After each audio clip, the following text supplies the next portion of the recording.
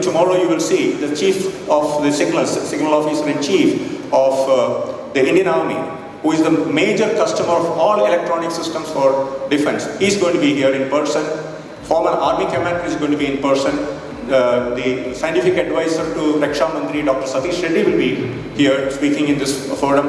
So we are bringing successful payloads which got flown into the low Earth orbit satellites and produced valuable data. So we are bringing the college students and then the professors talking about the advanced research they have happened in the midst of our life and be part of that.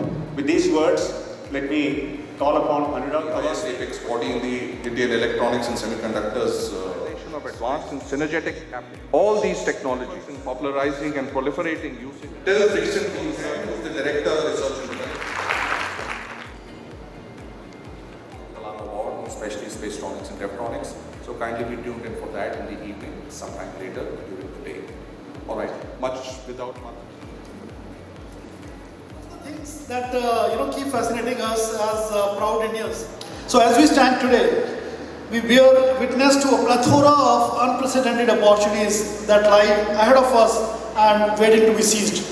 And talking about the two sectors which are in highlight today, the space tronics and defense. Right from early days, irrespective of which industry we work on, these two sectors are the pride of India. Every time in my childhood a satellite was launched, this was giving the best feeling when we were glued to TV and look into the satellite launches that were happening in 80s. We have come a long way since then. The Make in India initiative has propelled our nation to a global stage, inviting the world to witness the untapped potential within our borders. And it is a resounding call of action, I believe, where we all are urging from IIS's standpoint, the industry leaders, the startups, the aspiring entrepreneurs to unite and embrace that opportunity, that waits. And CSR activities, especially it was very wonderful to know about the various activities. As aftermath of these developments, so there were technology denials, various banned items were there, and ISRO was, although not at all involved in all these activities related to Pokhran, we were put on the entity list. So that, of course, that helped us a lot to become what we are talking today of Atmanirbhar Bharat. That activity started long back in 1974 and subsequently in 1998. And the other aspect is what Dr. Sarabhai said. You remember his words when India's space program was being worked out. He said that we want to use space research and technology for the benefit of common man in society. And with that endeavor or that pursuit in mind, we started all our activity related to space research and technology.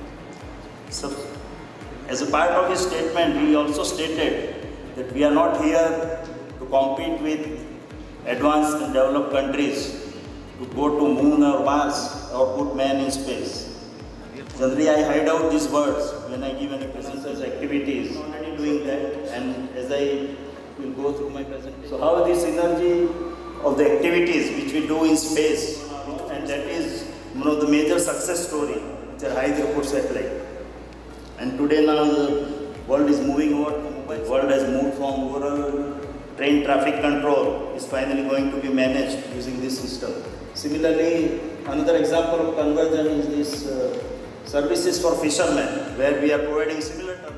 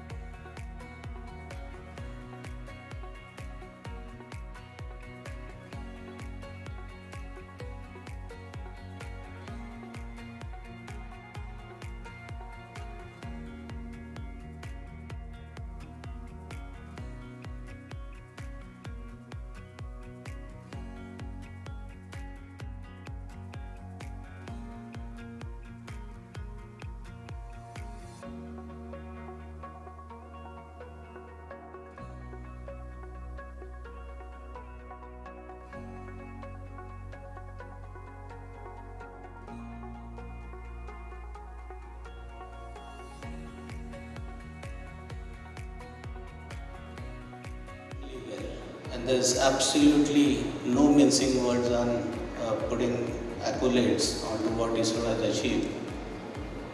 One aspect which, and I always keep saying it very, very openly, because as matures, we need to be speaking what the nation needs over what an organization within the constraints of the government has been able to achieve.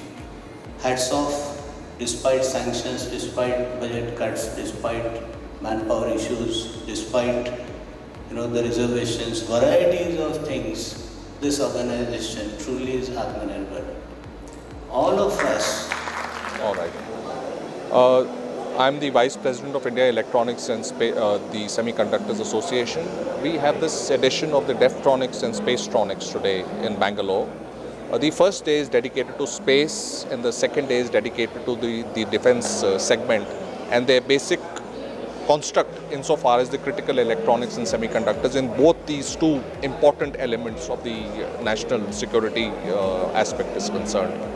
Now in this, we are on the first day, we are also not only getting the thought leaders and the industry and a lot of others together, but we are getting a large amount of startups in the space domain. We are also getting a large number of engineering students who have made payloads which have gone into the lower Earth orbits, etc., giving their journey, giving their what exactly have they gone through it, what are their pain points, how the industry, academia, government and everybody else, we can join hands together, bridge the gaps and get this segment going. We also have the release of 2 NAVIC receivers in the evening in the Government of Karnataka banquet session, and thereafter we will present the APJ Abdul Kalam Award, which we generally do as part of this summit. Tomorrow the day is focused on only defense applications and the areas of defense which we are looking at in terms of AR, VR, MR, artificial intelligence, drones, Internet of Things and various other technologies which are going to be the disruptive technologies of the future in defense. So all in all, this is a 2-day event and will also culminate into a large number of thought processes as to how a large number of things can be galvanized in these 2 important domains of space and defense.